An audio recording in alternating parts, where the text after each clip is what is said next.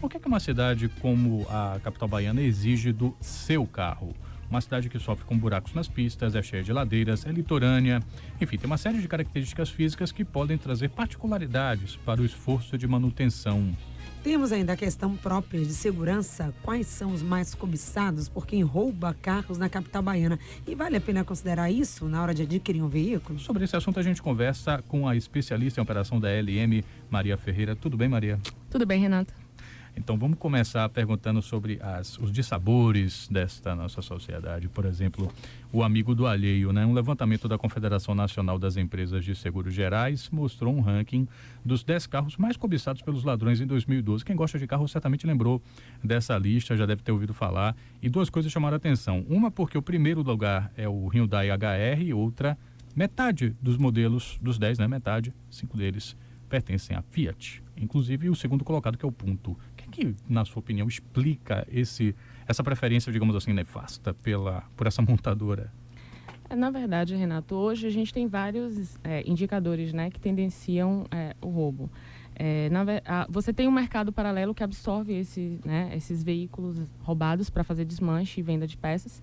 E hoje a gente tem um público que absorve, né? Então, você vai ter uma tendência de aquisição, de venda efetivamente, né, de peças nesse mercado paralelo, de veículos que operam mais dentro do mercado, que tem uma facilidade, né, de acesso, né, principalmente em lojas, né, que vendem dentro desse mercado. Então, o que define o roubo, né, até um veículo, você tem veículos hoje com uma potência maior, são veículos visados, né, porque são visados para roubo, para assaltos, para sequestros, com uso pontual, né? Então você tem essas duas linhas, tanto a absorção do mercado do veículo que é desmanchado, né, em peças, e o mercado de assaltos, né, que a gente hoje tem um grande problema aqui, né, em Salvador, que a gente tem muito sequestro, muito assalto, que tendencia para esse tipo de ocorrência. Agora, que tipo de qualidades físicas, digamos assim, que tipo de aporte um carro deve ter para a cidade de Salvador, para se adequar às características da cidade de Salvador? Por exemplo, ter bom amortecedor, por exemplo, seria uma dica? Hoje, né, Patrícia, a gente estamos passando por um momento, diversos buracos, a pavimentação da cidade não está das melhores, né, até pelo período, né, um período de chuvas e tal. Então, cabe ao usuário de veículo ter uma atenção maior na parte, principalmente de manutenção dessa frota, tá? Tá acompanhando não só essa questão estrutural de amortecedor, suspensão, que você pode estar vendo na questão dos ruídos, né, do carro, que o carro começa a apresentar. Ter um cuidado maior no acesso em vias, né, que estejam com a pavimentação mais deficiente, evitar o excesso de velocidade, para evitar uma quebra, né, de peça ou até furar um pneu, né, tal. E você tem também nessas situações a questão da manutenção, tanto preventiva quanto corretiva, tá? A preventiva, que é o ideal você estar acompanhando, né, dentro do manual do usuário, em quanto tempo você tem que fazer ou em que quilometragem você tem que fazer essa manutenção, né, e tá seguindo a risca. E nos casos, né, a gente tem muita ladeira, a gente tem muito engarrafamento, a utilização, né, do veículo sempre em marcha lenta, então você tem um desgaste um pouco mais acelerado desse veículo. Então, o ideal é que, além do padrão estabelecido dentro dos manuais, você esteja observando nível de óleo, se está abaixando, se você observe o freio, o baixar de fluido de freio, já indica que você possa ter um problema numa pastilha. E está sempre levando numa oficina especializada, caso você, ou numa concessionária, né, no caso também de veículos, principalmente veículos em garantia, para você estar observando esses itens, né, até por uma questão de segurança. Na questão de manutenção, está evitando, está completando, né, o óleo, né, que normalmente a gente faz muito isso, chega no posto, aqui está baixo. Se você não conhece o tipo de óleo que está no teu carro, que foi colocado em manutenção, porque você tem sintético, semissintético, mineral, então, se você não conhece o tipo de óleo, não é bom você estar colocando um complemento de óleo que você não sabe se tem compatibilidade, né? E aí você evita um aumento de viscosidade, até um problema posterior de carbonização de motor. Então, o ideal é que você faça sempre isso em locais especializados. O que uma cidade como Salvador mais exige dentro dos serviços que você vai executar em uma mecânica, quais são as partes, quando você vai fazer uma revisão para uma viagem, o que é que mais vale a pena você olhar, considerando até o tipo de estradas, isso é um pouco de Salvador, mas o tipo de estrada que a gente tem? Os itens básicos, independente de você estar fazendo uma revisão em oficina, você sempre estar olhando as questões de farol, nivelamento de farol, até por uma questão de segurança, você numa viagem precisar, se ele estiver desregulado, você pode ter uma deficiência, né, nesse processo e até colocar em risco, né, a viagem, a questão das lanternas, se está funcionando, porque às vezes você tem um problema elétrico, né? E você mesmo, como usuário, pode estar olhando no carro. É uma lanterna, parou de funcionar a luz do freio, isso pode causar acidente. A parte de freio, principalmente, que é um item de extrema segurança, né? O ideal é você estar olhando o fluido e estar conferindo se as pastilhas estão dentro da normalidade. Você pode considerar também, além da revisão, porque a revisão periódica, ela necessariamente você não precisa fazer em todo tipo de viagem, né? Mas está conferindo se o óleo do motor está dentro do padrão. Pneu é muito importante, olhar a questão do desgaste, né? Se tem algum desgaste irregular. Alinhamento e balanceamento é importante a cada viagem que você faça no retorno, tanto na ida quanto no retorno. Você alinha e balanceia o carro, você reduz consumo de combustível, você reduz o índice de risco que você tem numa ultrapassagem, do carro derrapar.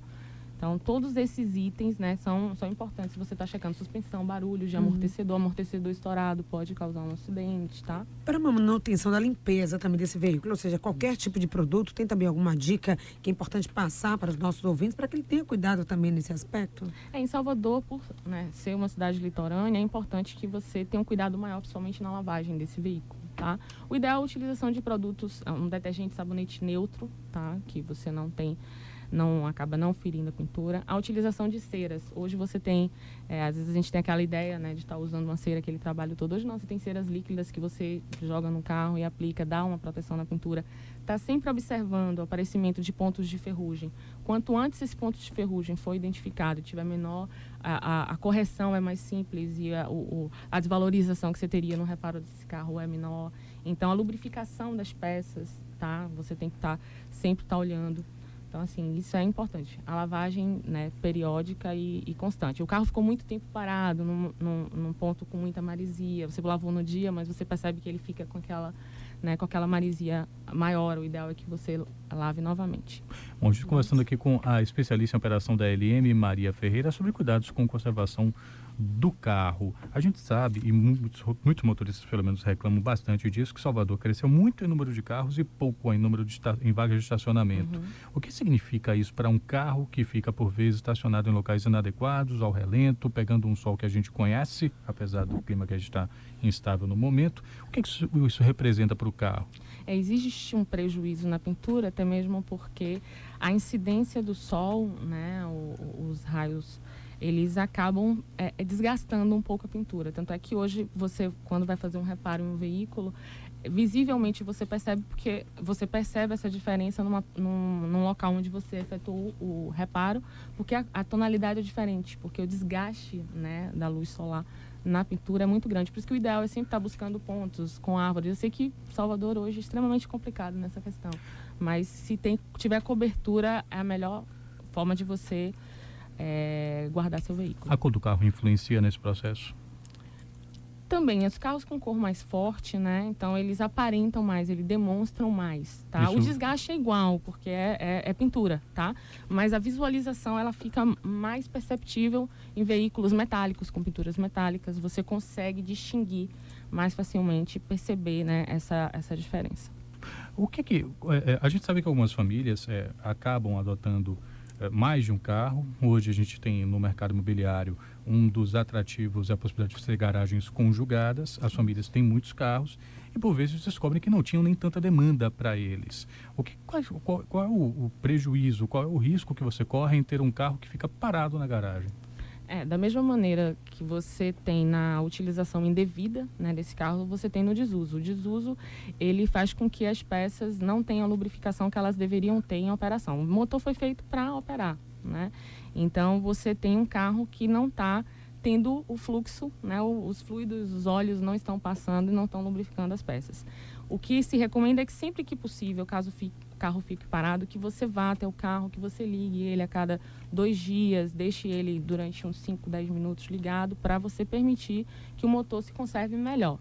Tá? Então, com relação a isso, o ideal é que você evite que o carro fique mais 1 semana, 2 semanas, sem pelo menos ligar durante 5 minutos. Uma última pergunta. Anos e anos depois desse avanço das tecnologias que permitem você ter diversos combustíveis operando em um mesmo carro, qual é o balanço que você faria do que isso representou dentro dos esforços de manutenção desse mesmo veículo? Hoje a tecnologia trouxe também a facilidade, né? Hoje, independente de você ter um motor bicombustível, um motor com combustível único, os compostos, né, tecnológicos são diferenciados, então o que já facilita a manutenção independente do perfil. Eu acredito que o grande ganho, né, tirando a parte de manutenção, é para o usuário que tem a disponibilidade de 2 tipos de produto, até 3, né, em algumas situações, né, nos carros híbridos. E você tem essa disponibilidade. Na parte de manutenção, ela força uma sofisticação maior das oficinas, né, para atendimento de uma frota que tem, né, questões tecnológicas mais modernas, né, mais novas. Ok, a gente conversou aqui com a especialista em operação da LM, que trouxe bastante dica para você, ouvinte, que quer manter o seu carro, conservar. Tem gente que tem uma verdadeira paixão. O carro é mais do que um meio de transporte, é mais um filho, é um membro da